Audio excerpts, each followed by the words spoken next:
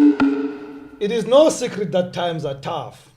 It is absolutely no secret that people are losing jobs every day. Some of the jobs will never exist in the next 10 years or so. It's time we start thinking differently. And I'm so proud tonight to bring a hustle coach, somebody who's going to teach you and I about how else we can make money outside our formal jobs or even our little small businesses. Good evening and welcome to Talk with Rams. And my guest tonight is a good friend of mine, Fundi Mazibuko, the hustle coach. Good evening. Good evening. How are you? I'm blessed. You look good for television. I'm liking these colors. Amazing, amazing. Fundi, when we spoke about this before you came in, I actually realized how important hustling is. A whole lot of people are stuck in their 9 to 5. Yeah. But chances are that we're not using enough of the time that we have in our hands to make extra buck. Yeah. But where do I start? I think for me, there's two ways. It's either it's an opportunity that you have realized, or it's passion. And for me, those are the two bases. It's easy. If it's passion, you are Rams, you like talking. Why don't you make money out of it? Right? Yeah. If it's an opportunity, for example, you have a car, you're stuck in an office every day, get someone to take that car and Uber. Make money while you're working. Yeah, you sit It's at a desk for 8 hours. Let the car work. Absolutely. Or you stay in a complex, you already have one child, your sister's child, and you're thinking, okay, why don't I babysit 3 or 4 kids in the complex? Wow. Right? Your sister is at home, you're working, you just create the environment. So it's an opportunity. If it's passion, once again, you like training, why don't you become a personal trainer? Before work, you train one person, you go to work, you come back, you train another person. By the way, it's $450 per session. So you've made how much? 900 rands a day. I was not going to go to the money part now, but now that you've introduced it, if it's a side hustle, could there be an argument that I probably should price myself less than the professionals? So if professionals are charging $450, should I go in at $350? I already have a full-time job. Full-time job, absolutely. You can, absolutely. But it depends on the service you're offering. Yeah. For example, if there are costs, if it's Uber, petrol is petrol It's for everybody. petrol, yes. You have to pay the driver. Absolutely. Yes. So it will depend on what space you're playing at and what target market you're targeting. Yes. So, but it must be profitable. The rules of the game, though, are simple. Do not compete with your current employer. Yeah. Well, I was going to go there. So if I hustle, the old word when I was young was called moonlighting. Yes. You're too old. Yes. I am old. Yes. How do I make sure that it's not competition, both in terms of the actual service or product, but also in terms of their time? You know, some of us, when I worked as a journalist, the argument was that you were employed 24/7. So even when I'm home, I'm still employed as a journalist. And that's a tricky environment. But I must also add, the people who've mastered the art of hustling, of side hustling, are people in radio, in media, because they never can keep one job down. Yes. It just does not pay the bills. Nobody can afford us. Nobody can afford you, you know. So you guys actually have mastered the art. Then it means you need to negotiate your contract differently. Yeah. And I think times have changed. No employer should be pinning anyone down to that kind of contract, especially in the media space. However, having said that, I do not think that if I have for example, I'm in signage, my guys can now have a signage shop. It doesn't make sense. That's conflict, you know. It doesn't make sense. But they're graphic designers. They just need to let me know that, you know what, for example, I don't like doing business cards or flyers. That type of business they can do as long as it's negotiated up front and we all are aware that they're not stealing my time. Yeah.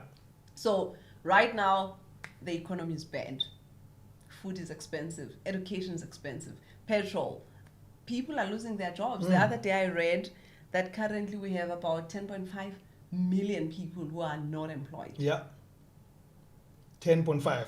In fact, it's very interesting because the other side of hustling is that there are people who need your service, but they don't know because you have not introduced the service to them. Yes. I can imagine if I had even a crappy jalopy somewhere and I went to the complex I lived in and I said, look, You guys can order food or your groceries online. I'll do the pickup. Yes, absolutely. Because until you tell me that, Yes. I didn't know that.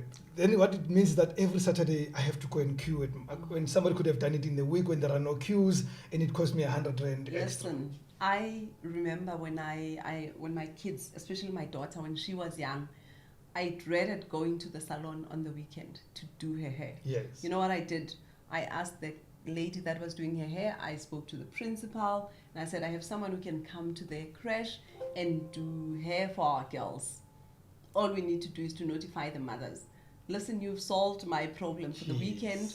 I've created employment, because even with hair, during the week, there are not a lot of walk-ins. Yeah. Everyone's at work. So it allows her to also have another stream of income. So it's also solving and creating convenience. It's an opportunity.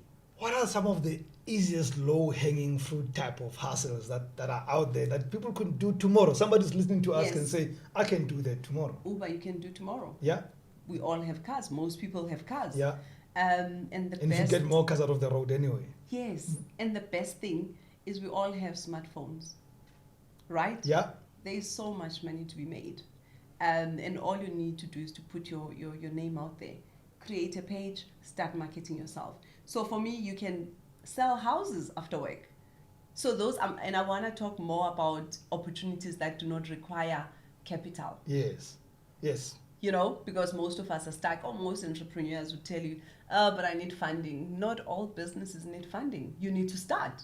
Start now, start tomorrow. Start. And if you want to know more about starting, well, we'll get there. We'll get there. Don't sell yet. She's doing a side hustle already. So, I mean, you mentioned selling houses. I look at those posters and I look at, it's mostly women for some reason. Yes. And the doyen of you need them to sell something, right? But when I look at those posters, those people look like it's an exclusive specialty. Not any other Rams can do it. You know what's interesting right now as I speak to you, I forgot the body now. They are looking to get more people into the industry. Actually, right now as we speak, it's not the estate agency. Affairs Board. Yeah. Exactly. Yes. So they are saying we'll train you, we'll get you ready. Are you serious? Yes. As we speak. Did you just hear that? As we speak. And there are houses that need to be sold. Yes. I mean, if the economy is doing badly, people will sell. So people it means are selling because it's the buyer's market. Yes. It's the buyer's market. And people are not buying houses, they're renting. So you can also rent. Fundi? How so? Because I have a 9 to 5. When do I sell the houses? After 5. Anyone who's buying a house is at work anyway when you're at work, right? People are working. When I was house hunting, I used to go at 6 p.m. or something like that. Absolutely. Because you have a job that you need to be at. I'm also at my job at that time. So you need to sell after work, 6 to 8. And we can't, you and I have had this discussion. Oh, I'm tired. Yeah. Oh, I'm tired.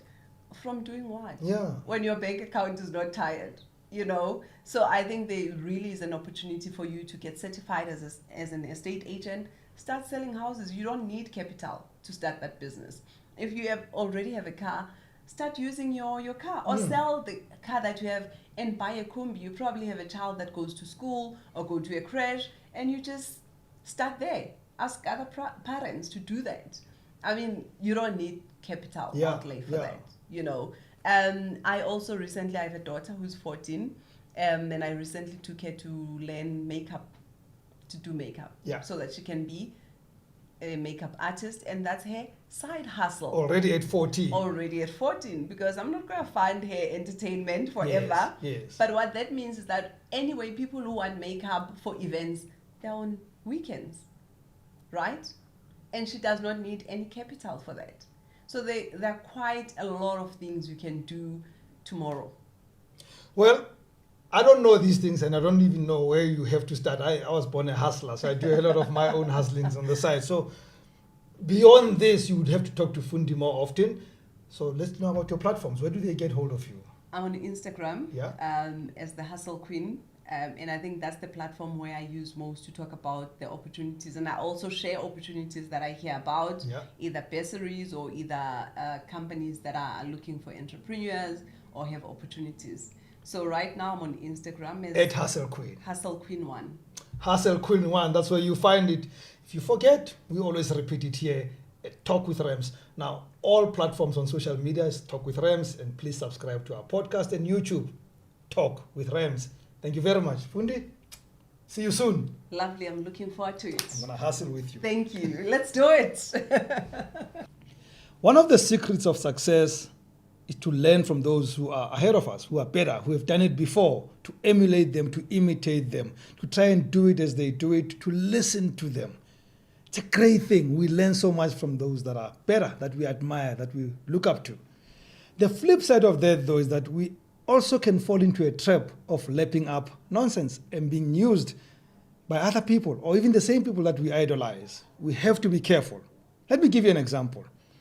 About a year and a half ago, I had my Instagram account hacked. And the hackers started using the account to sell Bitcoin and all sorts of things to people. And I got to learn very sadly that there are people who, because I am this guy called Rams, they fell for that and they started giving their money to strangers and depositing money into accounts of people they don't know. Even if you knew me, you can't give your money to somebody without any assurance. I warn you to not do stuff like that. Do not look up to people to a point of blindness. So please, if you have actually, in this account, fallen into this trap of my own hacked account, please get out of it. My Instagram account was hacked, and I've said it a million times. I do have the right one. It's just called Rams by the Horns. So do not follow blindly. And that's my closing comment.